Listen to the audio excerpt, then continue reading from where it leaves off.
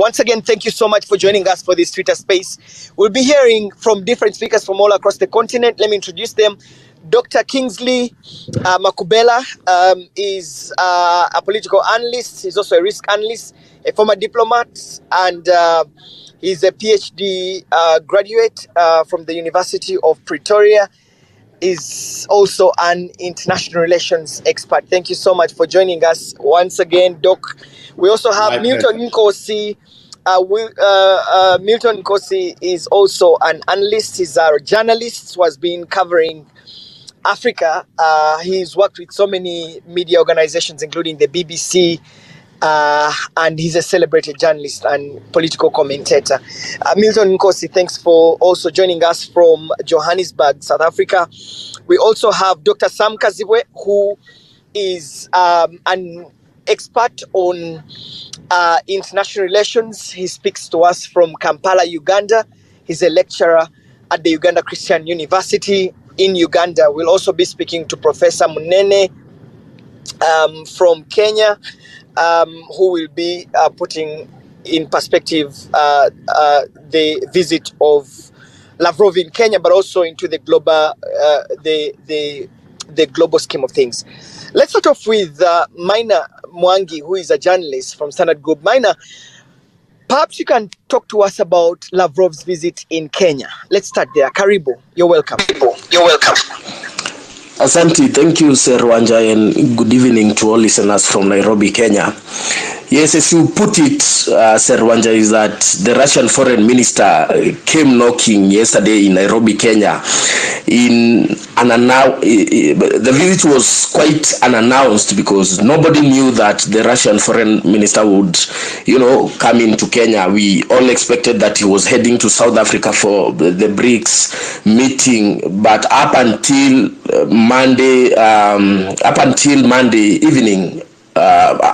Sunday evening, when people who are tracking down the flight radar, of course, he has been one of the most tracked leader in the globe for the so many visits he's making. But Sir Wanja, just like a good guest, the Russian foreign minister came bearing gifts to Nairobi because he showed up, met President William Ruto at State House, Nairobi, and actually offered him 34,000 tons of Russian fertilizer free of charge.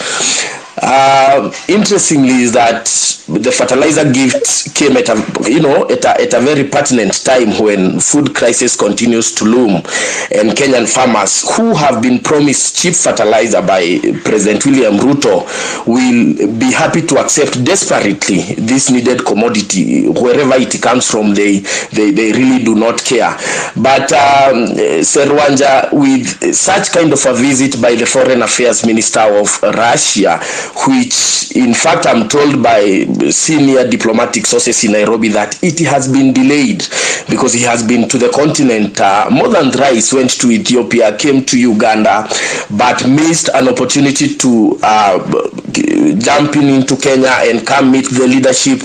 And most importantly, the issue that was engaged between the two leaders, between Lavrov and Ruto, was the issue to do with the Ukraine-Russia war. Remember that when Russia attacked Ukraine last year, it is Kenya's permanent representative to the United Nations, Ambassador Martin Kimani, who delivered a message that struck at the heart of the crisis, highlighting how, an easing obsession over territory and borders is continuing to drive violence around the globe. And what we have been able to gather is that was one of the key agenda that brought Lavrov to Nairobi. Nairobi did agree to give him a listening ear.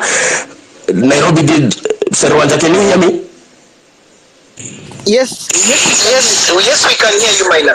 Okay, I'm saying that Nairobi did agree to give him a listening ear after so many trials, and the first of the things he had to deliver what he had to deliver. In diplomatic experts and foreign policy experts are quite arguing that was Lavrov dangling a carrot towards President William Ruto for a change of heart how he's viewing issues to do with global issues. And of course, this free shipment of 34,000 tons of fertilizer given by Russia has, of course, serious geopolitical significance, especially Kenya, because the war is kind of dragging it into another year, and Kyiv and Moscow are fighting another interesting battle for the hearts and minds of the global south, and especially Africa, when it comes to issues to do with support at the United Nations. You need to remember that Kenya has been Kenya, which at the time when the war started was representing Africa at the United Nations Security Council, and was part of the 141 countries that voted in favor of a UN resolution, deploring Russia's invasion of Ukraine and demanded a full withdrawal of Russian forces. Interestingly is that in 5 out of 6 United Nations resolutions that have been adopted for the year 2022-2023, Kenya has voted in favor of Ukraine and only abstained from making a vote suspending the membership of Russia in the United Nations Human Rights Council. So definitely you can be able to see where the visit is or rather what the visit was all about in terms of global issues. Russia is trying to come and cool, or rather try to charm Kenya and tell them, you have a foreign policy that talks of non-alignment. If you are unable to support us at the United Nations, you can at least be neutral. Just like Uganda or Burundi, which have voted which have abstained from making any vote at the United Nations. So, Serwanja, it's an interesting issue. Nairobi has remained quiet on that particular visit. Nobody, apart from the president, who issued a tweet, trying to articulate what he engaged with the Russian Foreign Affairs Minister. But of the many things he talked about, he was talking about trade and investment. But yes, we know that the Russian Foreign Minister did give him 34 tons of fertilizer free of charge. And of course, you're talking of international politics and foreign relations. You scratch my back, I scratch yours. We do not know how this will end up, but ours will keep on watching and listening, trying to see how or what the Kenyan government, and especially when it comes to the United Nations representation, will look like in coming days, especially when it comes to voting of issues that are concerning the Russia-Ukraine invasion. Back to you, Sir Wanja. Thanks. Thanks, Mwangi, for that. Clearly, Kenya has been very open about its position when it comes to the Russia-Ukrainian war, and more specifically on the voting at the United Nations Assembly on different resolutions. What is Kenya's position? I'm sure President Ruto made clear Kenya's position on this war. Would love to hear that. Was this one of the things? Did your ears manage to catch this? Well, Serwanja, Kenya's position has always been an alignment position, especially when it comes to issues to do with the foreign policy. But remember that we have had a transition of leadership in the country, moving out from the former president Uhuru Kenyatta, who seemingly displayed himself as a leader who respected issues to do with sovereignty and issues to do with territorial integrity.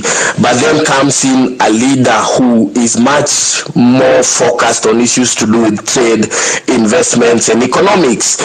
So, I mean, for him, he has been able to bring, if not a total shift, a total overnight shift of the foreign policy. If you look at what has been happening in Kenya, just days after the president was sworn in, after having an overnight meeting with the Moroccan Foreign Affairs Minister, the president did cut ties with the Sahrawi Arab Democratic Republic on Twitter. So it clearly tells you what kind of a foreign policy that the country should anticipate especially when it comes to issues of scratching my back.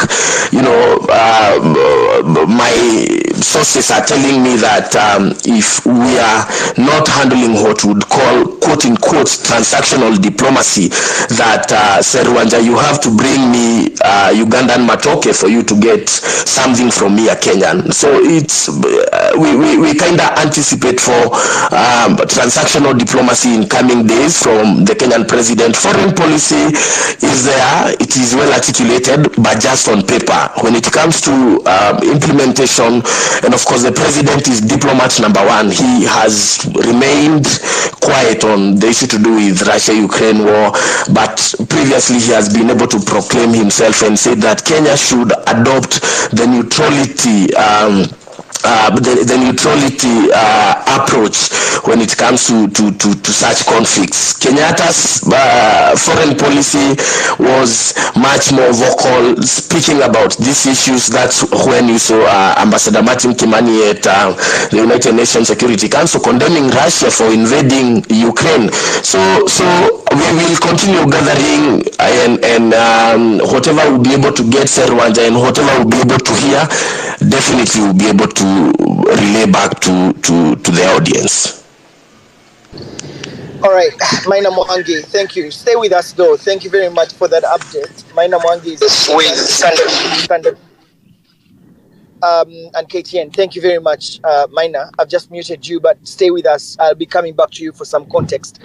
So, if you've just joined the space, Russia's Foreign Affairs Minister Lavrov has been on a state visit in Kenya.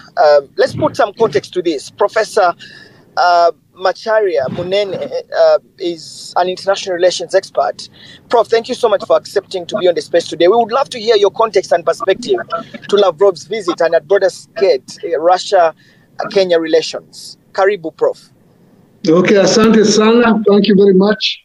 I think there are some momentous events taking place. One, about two months ago, Russia issued a new foreign policy concept paper where it was reevaluating everything. And in that document, it rearranged priorities of the regions of the world. Africa used to be at the bottom, or close to the bottom of that chart about the priorities for Russia.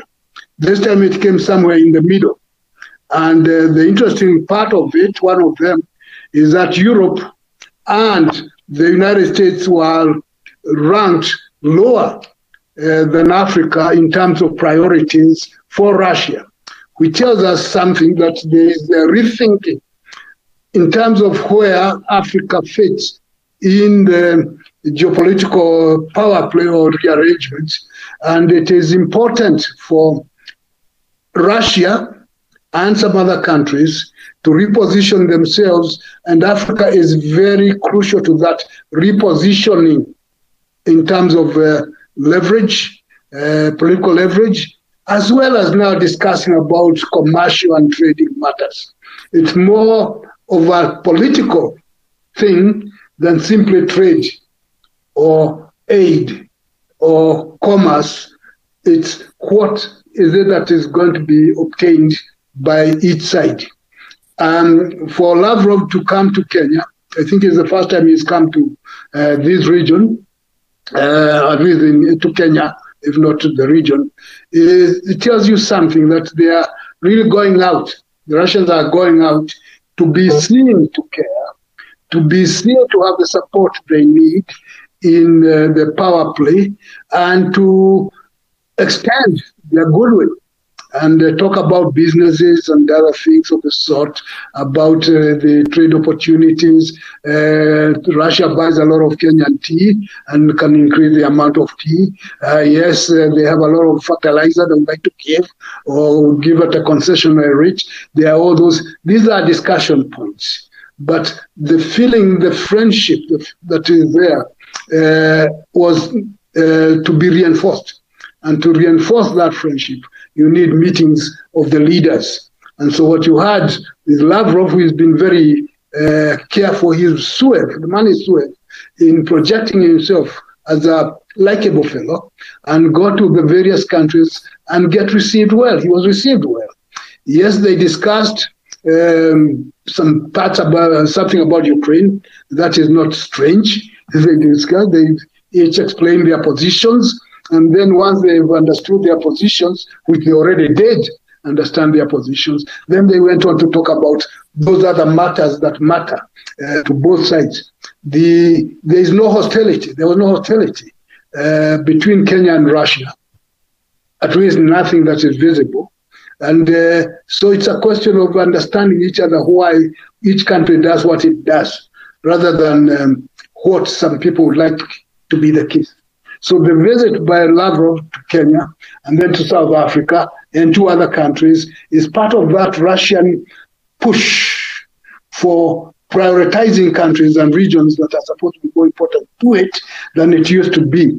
So it is a rethinking. And in that new concept paper, they are bringing in the element that the readiness to use the nuclear capacity for what it is worth. So what they are calling stability, strategic stability, that some countries have been destabilizing the globe.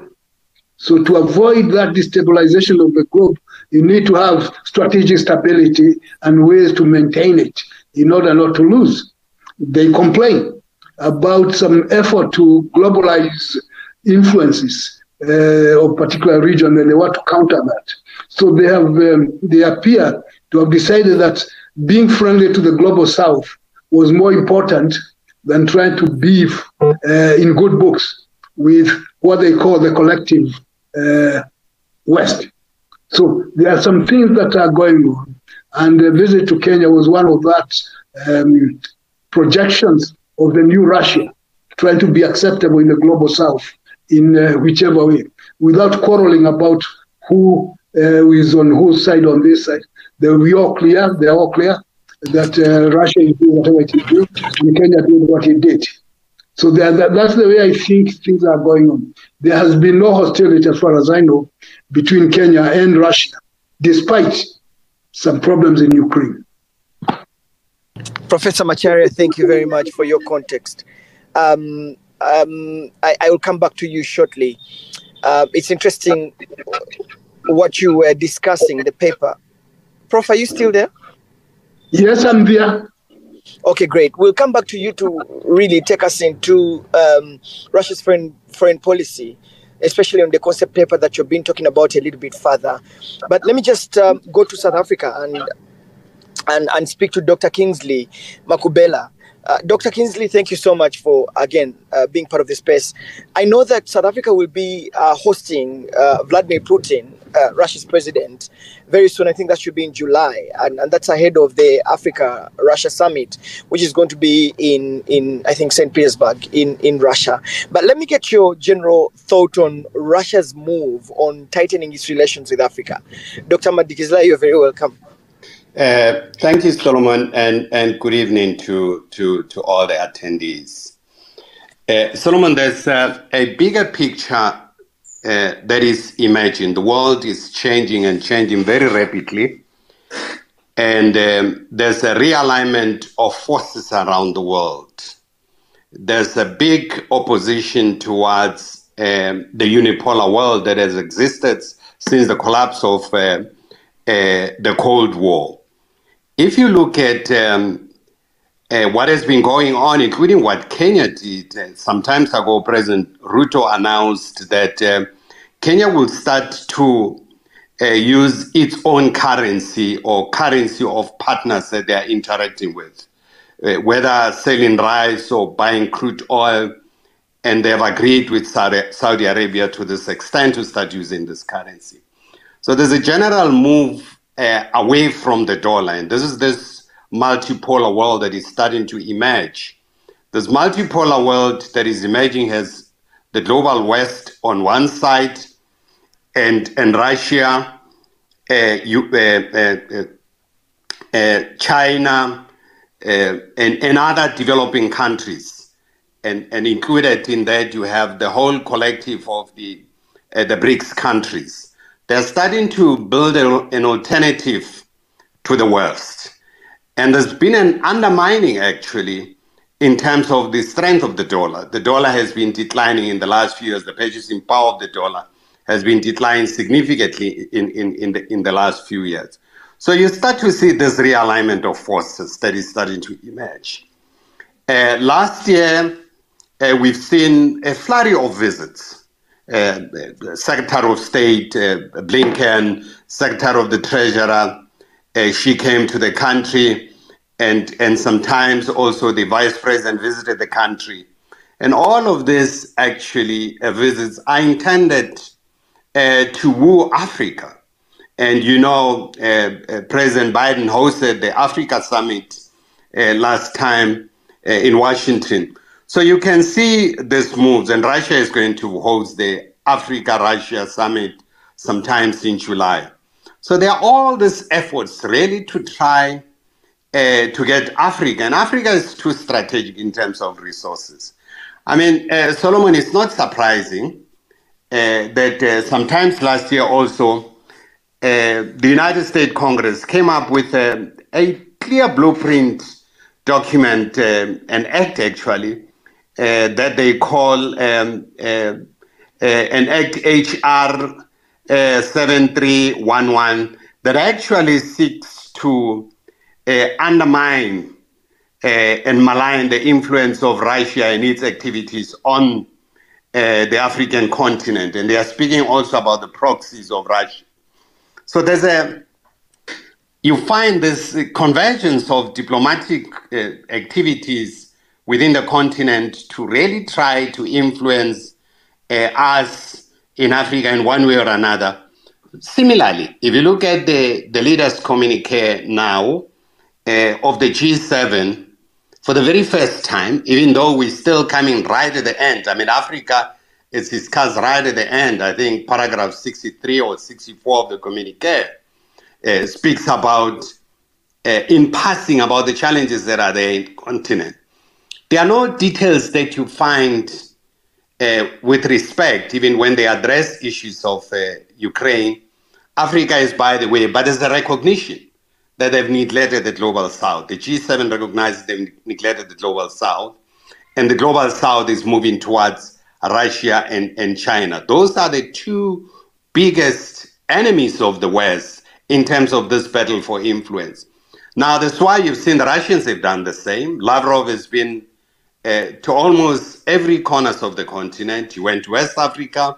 He came to Southern Africa. He's back now in East Africa.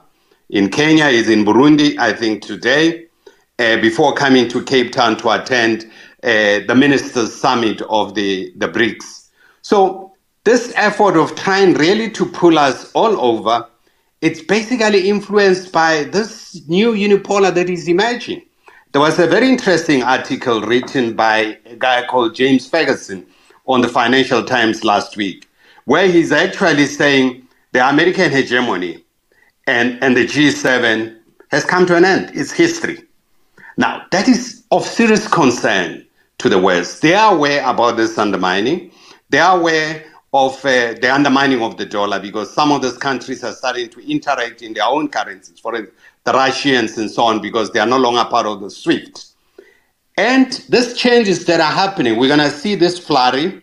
At the heart of this, Solomon, is the access to strategic resources that prevail within the country.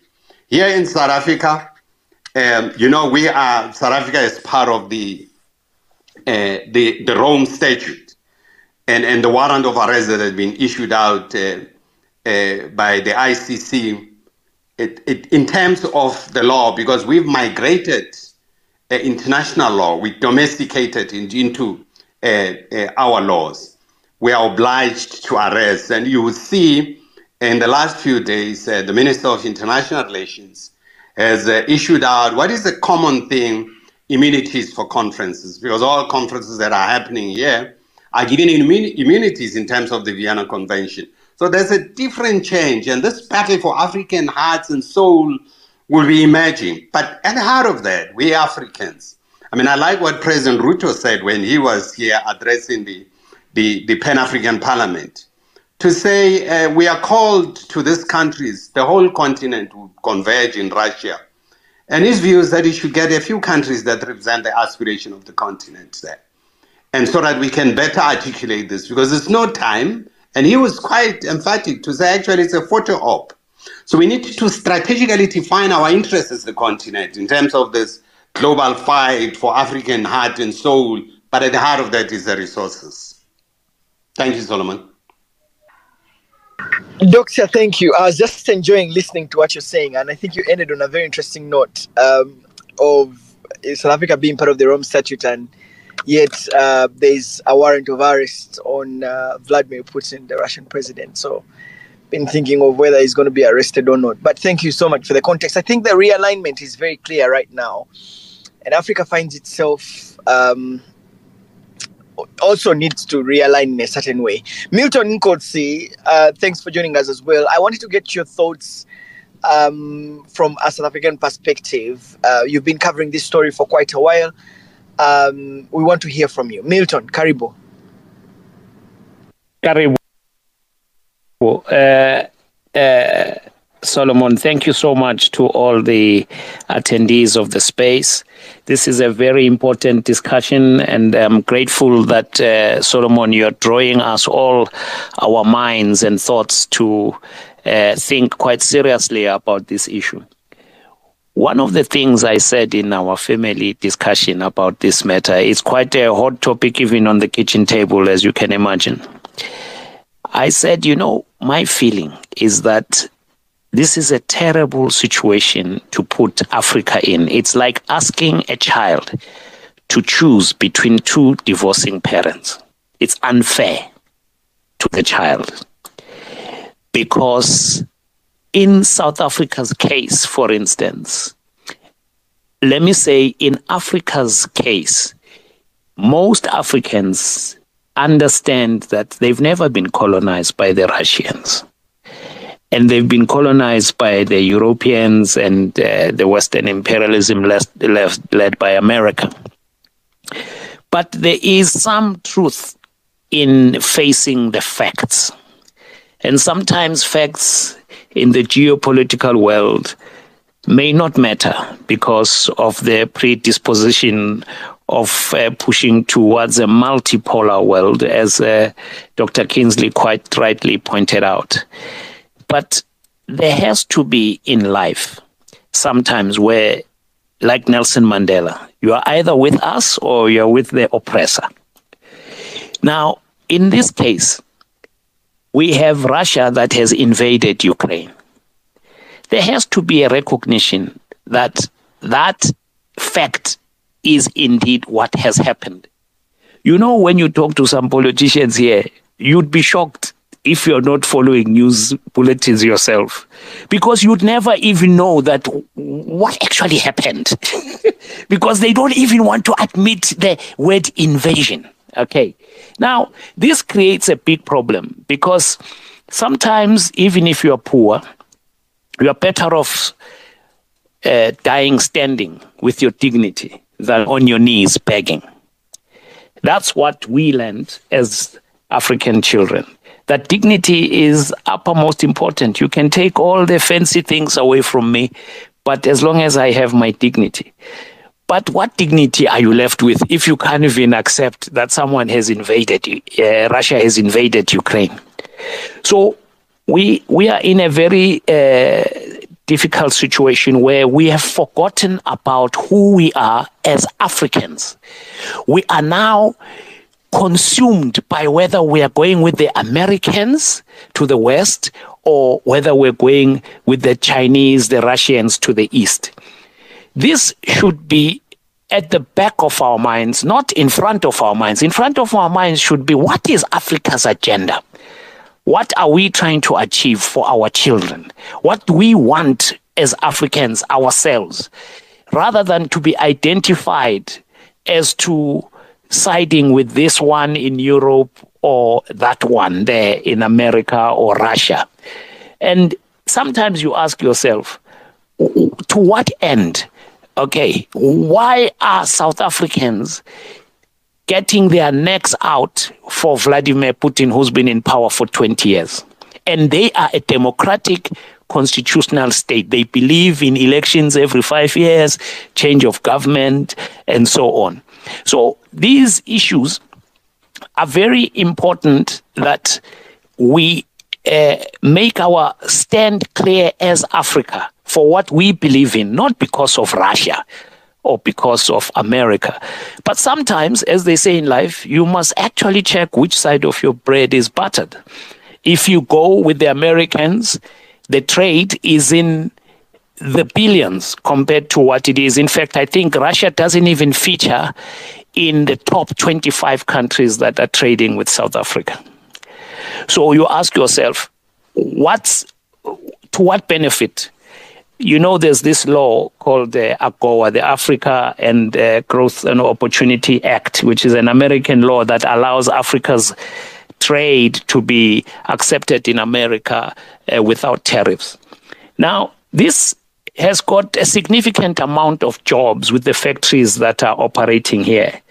If the Americans start imposing sanctions and those factories have to fold, what is going to happen to those families whose livelihoods will be lost because their loved ones would have lost a job there?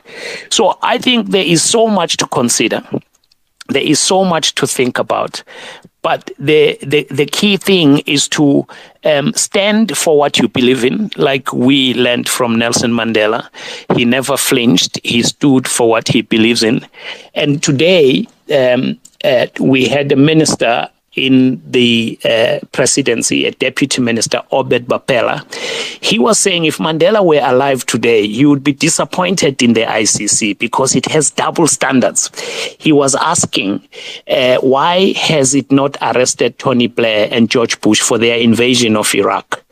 So he's now trying to defend this Immunity Act that Dr. Makubela spoke about to try and protect the leaders who are coming to the summit in August. I think it's in the middle of August, the BRICS summit. So we have those questions coming in from very senior people within the South African administration. And there's this Immunities Act that has been brought about. Apparently, it's a routine thing for conferences, but it doesn't, as far as Clayson Munyela is concerned, who's the spokesperson for South African International Relations Department, it doesn't stop this law that the South Africans are putting up now. It doesn't stop South Africa's obligation to arrest Mr. Putin when he arrives.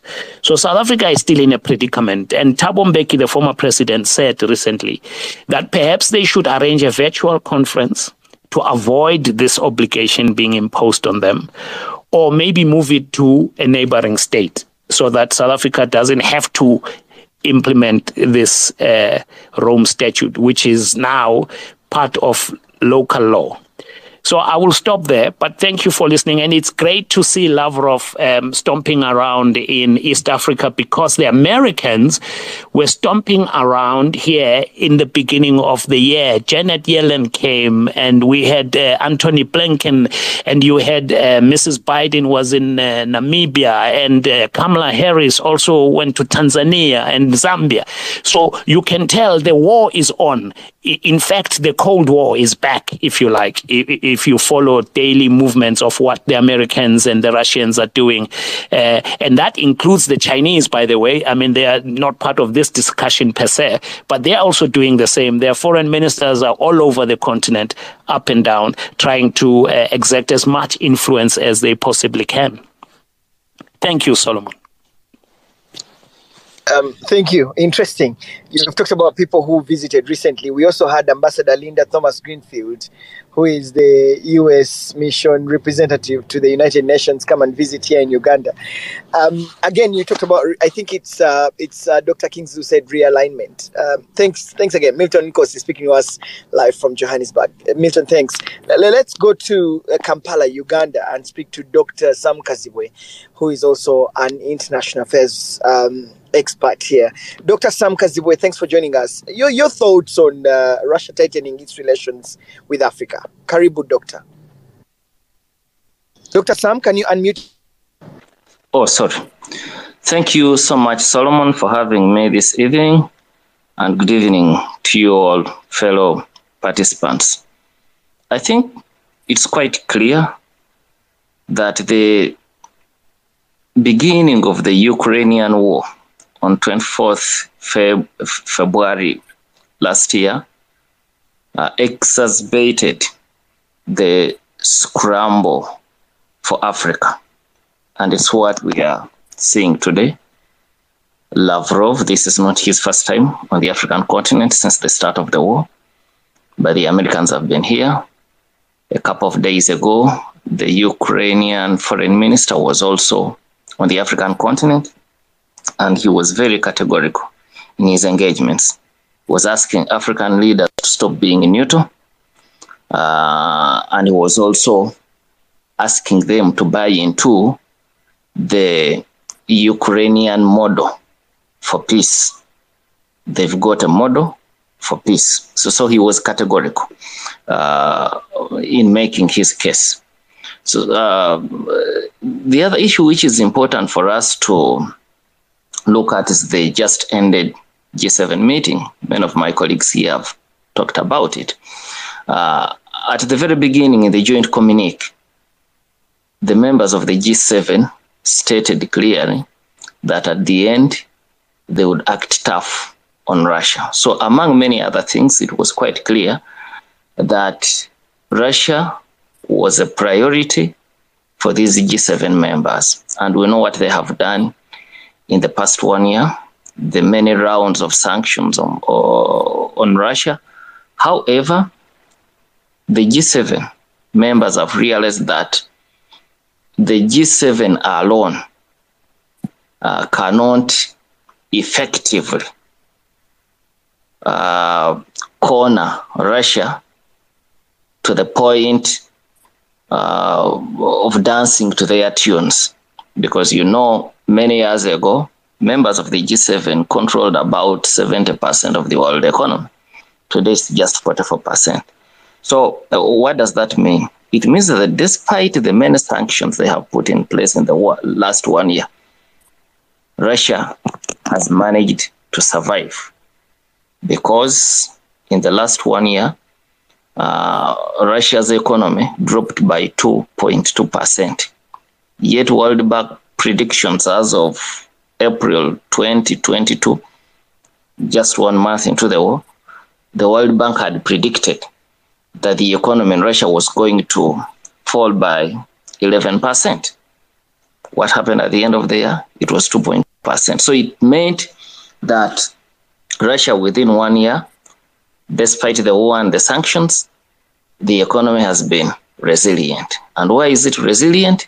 It's because the G7 now, because of the G7 members and the EU, when you look at the people, when you look at the countries that have been coming up with the sanctions on Russia, they are majorly European countries, members of the European Union, United States and Canada, plus Japan.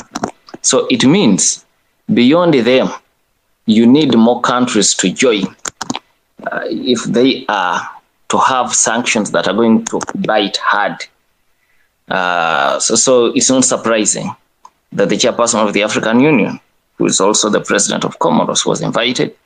The chairperson of the Forum for Pacific Nations was also invited. It's clear that one of the objectives of the just ended G7 was to find another way of making life hard for Russia. And how are they doing this? By reaching out to African nations, by reaching out to countries in the Pacific, by reaching out to countries like Brazil, which were invited. But at the same time, Russia is also watching the space. So as they are doing that, Russia is also moving to these places. That's why you're seeing Lavrov on the African continent. You know, the Kenyan story is interesting in this. Immediately when Russia invaded Ukraine, the UN, the Kenyan ambassador of the United Nations, Ambassador Martin Kimani, launched a scathing attack on Russia. I don't remember any other African nation or its representative attacking Russia in the same terms as the Kenyan ambassador at the time. The position has shifted a little bit since then, but that spoke volumes. Now, Russia also knows that there are certain things Kenya wants from Russia as we speak, because you know, Lavrov already promised fertilizers, Russia has promised oil, and we know that these are very important commodities for Kenya since the Mwai Kibaki era, or even long before Kibaki era. You've had scandals related to fertilizers in Kenya.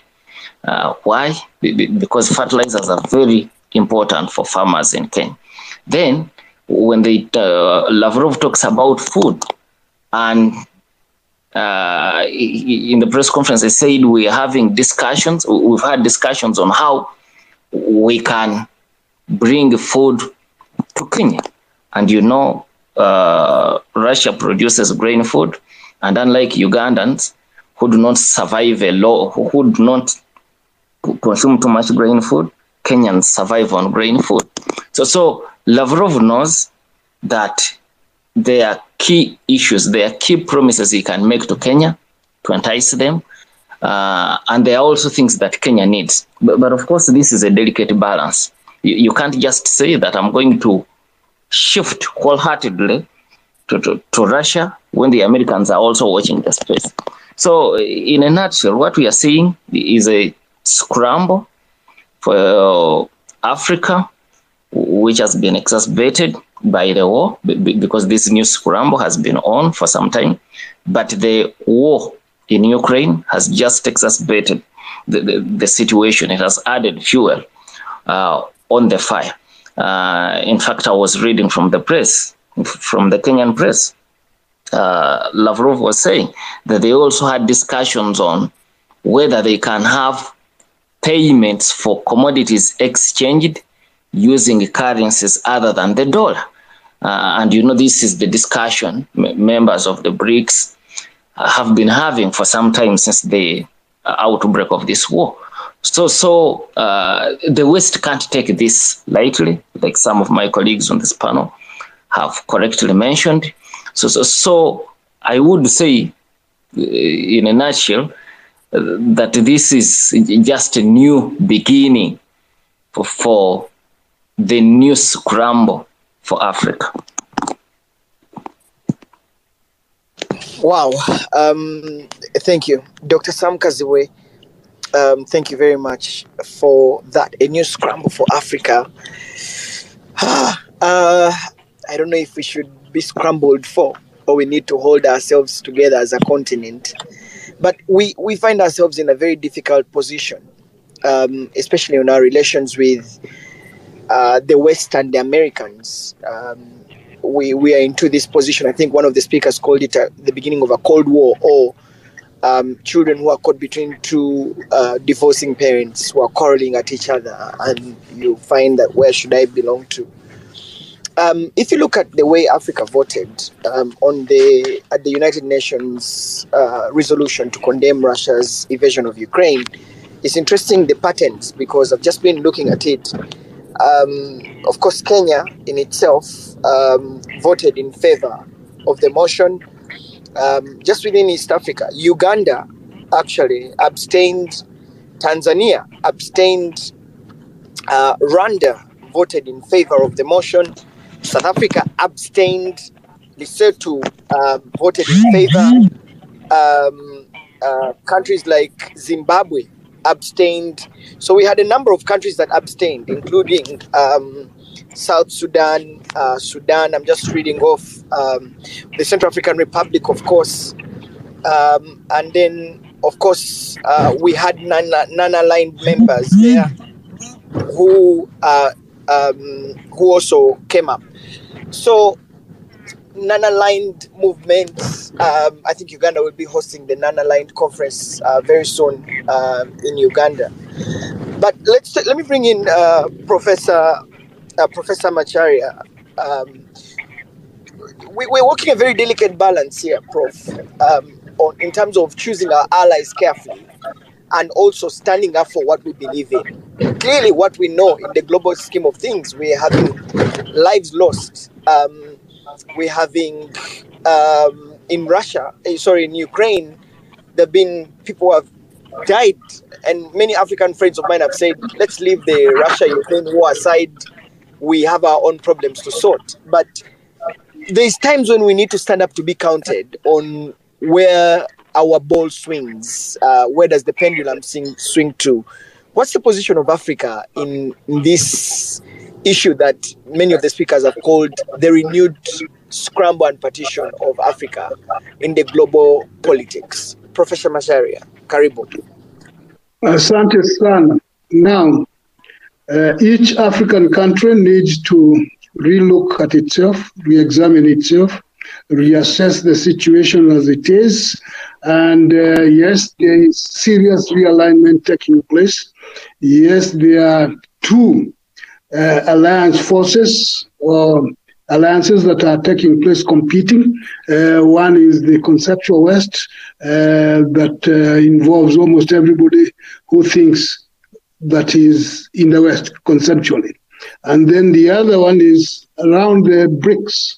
And we see a lot of countries that used to be identified closer with the West are moving away into the BRICS category. So when you have countries like Saudi Arabia, Turkey, Argentina, Mexico, all saying they want to be part of this BRICS system and indicating they have lost trust and faith in the other side, that's something to think about. So there are two alliance systems that are involved, and African countries find themselves having to decide whether they want to be with the new alliance system or to stuck in the old conceptual West.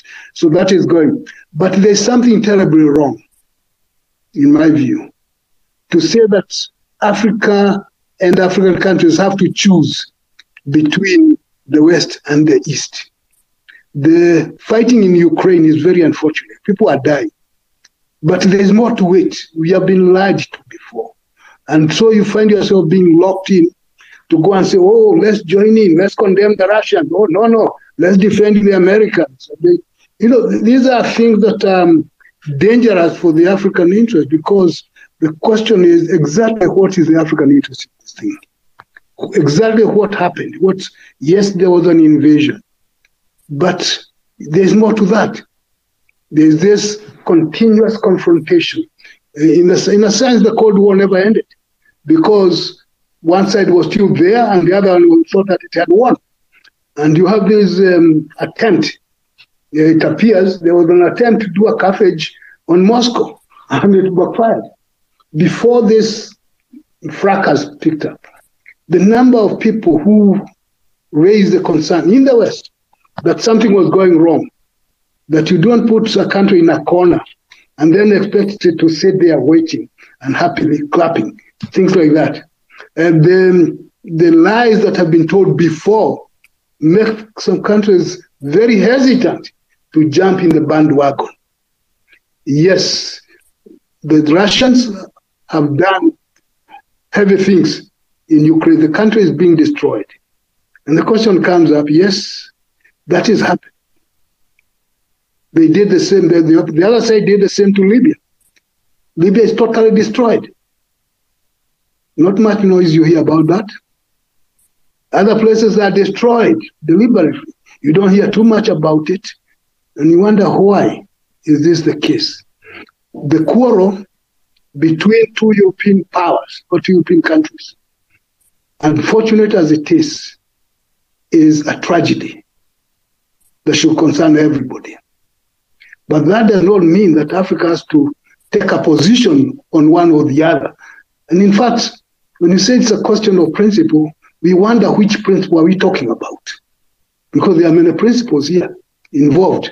And maybe there is wisdom in people saying, wait a minute, what are you doing?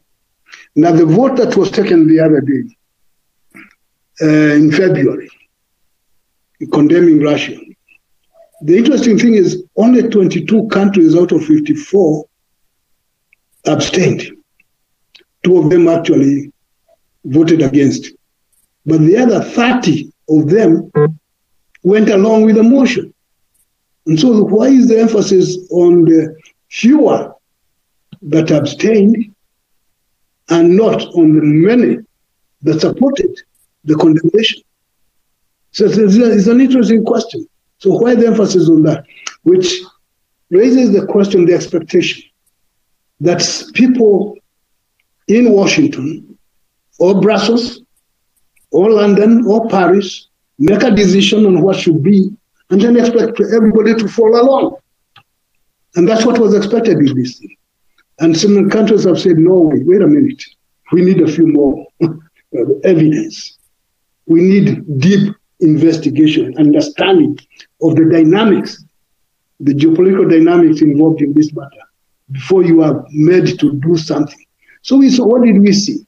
Oh, there was running around. What the Russians have done, Lavrov, is stimulate the others to also want to come to Africa. We've seen quite a lot of people running around, going to Africa, to be seen that they also care. And we have had some insults on the Africans. Some officials have said that Africans are dumb. That's why they are not condemning the Russians. You say, wait a minute, what kind of language is that?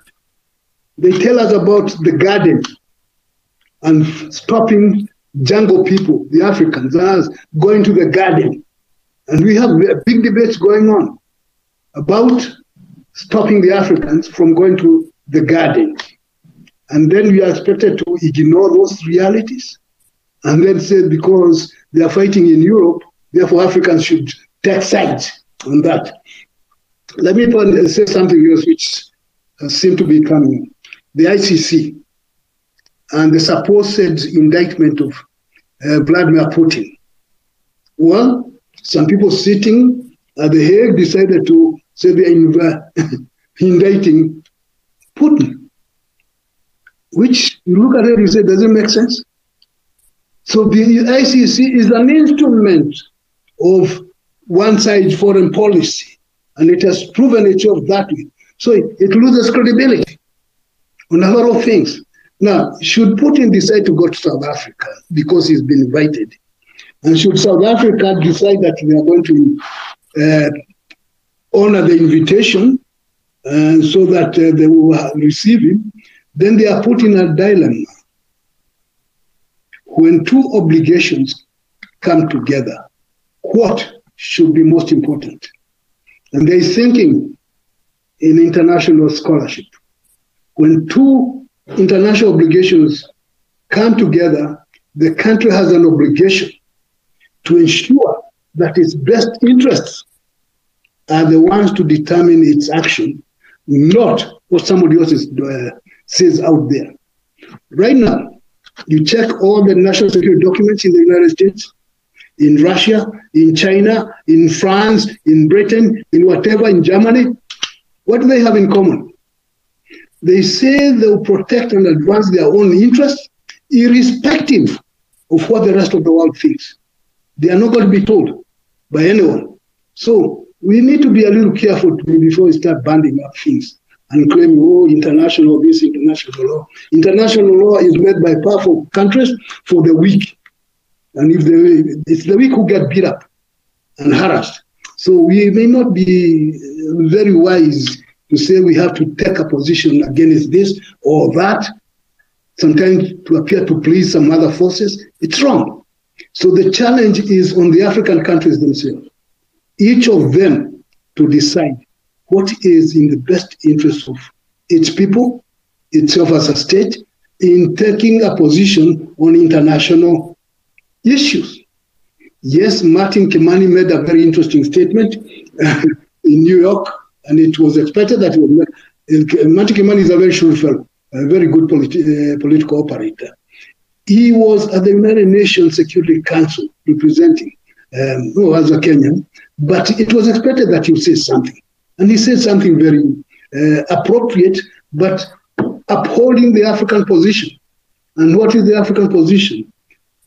We Africans don't allow or tolerate the violation of another country's border for whatever reason. That's one of the principles. We don't allow countries to contract by either being decapitated or seceding. We don't allow that. It was a principle agreed in 1964, in the early days of the OAU, actually suggested by Julius Nyerere, because as a principle, when you start decapitating countries, then you have perpetual chaos. So, as an entity, the African continent, which is very difficult to have one position, but it tries. At least it has that position. And the issue that comes up is, how does each country fit in this realignment that is taking place? What does the niche look like? And once each country decides, and if we can have a collective position, then we state it. But I think it would be wrong to expect African country to jump just because somebody's somewhere says jump, and then you go on. It will be wrong. And I don't think it's going to happen. Thank you. Professor Macharia, thank you. Thank you very much. The African interests need to be put ahead of, of what the other world says about them. Okay, great. Colonel Jeff, thank you for being part of the space as well. This is my view. I think a lot has been said today. So normally I take the last 2 minutes of the space to give my thought beyond just moderating. But we've heard from professors and international relations experts from all over the continent, in South Africa, in Kenya, in Uganda. We were supposed to have Professor B from Nigeria, who couldn't make it, which is sad. At the tail end of it, we're into this mix of everyone now wants a bit of us, We're very careful with our partners. I'll give you an example. The Americans fund about 80% of the budget in Uganda for the health sector. Through PEPFAR, through USAID, and through, global, through, different channels. The Americans are very big partners to Uganda as well. The Russians have also increasingly tried to intensify their relations with Uganda. Of course, they continue to supply us with weapons. And of course, Lavrov was here in Uganda meeting Museveni and top government officials. We're in this state of, okay, so where do we fall? And I think that has been very core to this conversation. Whilst I hear the different views, what, in my view, and this is my honest view, my personal view, it may not reflect your view. I think what makes us mature is the ability to listen to each other and have, thoughtful processes and thoughtful views around whatever we think about a specific topic. This is my view, and you may disagree with it. There are times when we need to be human, times when we be concerned about what's happening elsewhere. I think that we're seeing a lot of bloodshed in Russia, in Ukraine, bombings, families are being destroyed, homes destroyed, families broken, so many people in displaced camps. We all know what's happening in Ukraine. The Ukrainian story, like I've always said, is a human story.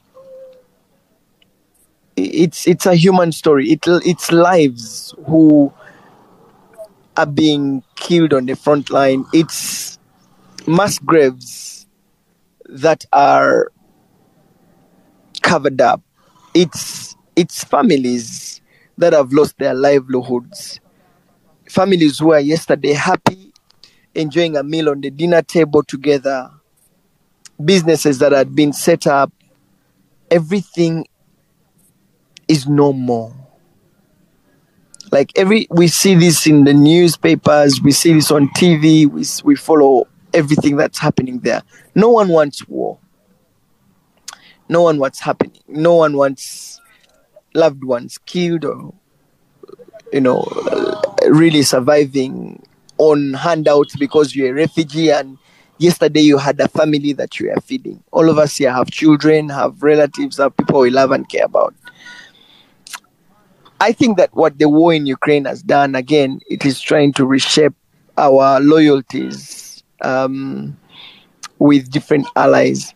But I think when all the politics and the economics is said and done, I think it's a human story. So sometimes, in my view, Africa needs to stand up for what they believe is right. Beyond just being up, where the war is so far away from us, and we have our own, problems.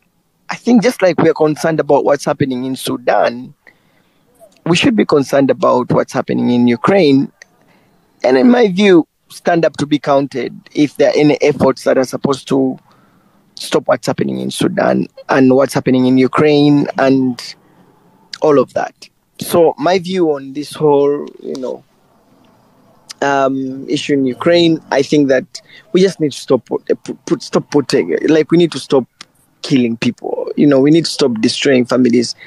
This whole thing needs to stop. I mean, think about it. In the 21st century, we're actually killing people and destroying communities and living, for example, what's happening in Ukraine, in ruins, literally. Homes shattered, dreams broken, families in refugees. They're refugees now, they're in refugee settlements. It's just devastating to see some things happen like that in 2023 and 2022.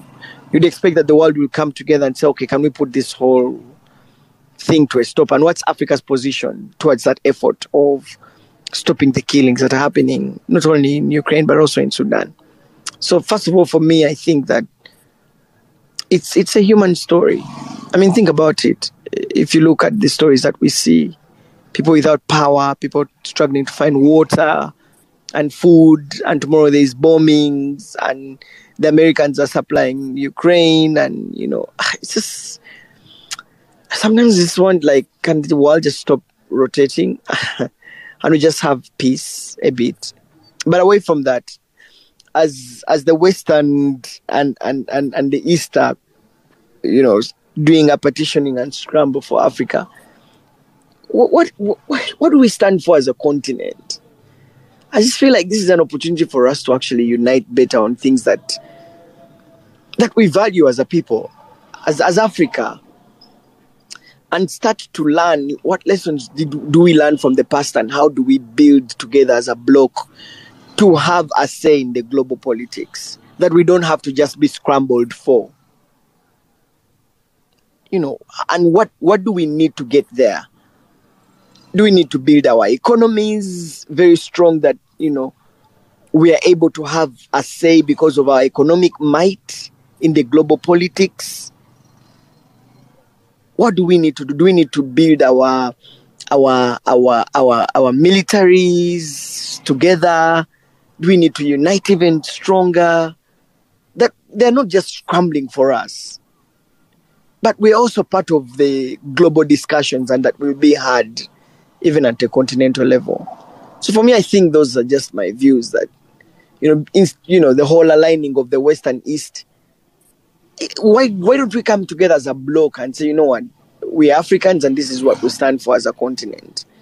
And just, and put our foot down on some of the things and be able to dictate on the global politics. Well, just that's my view.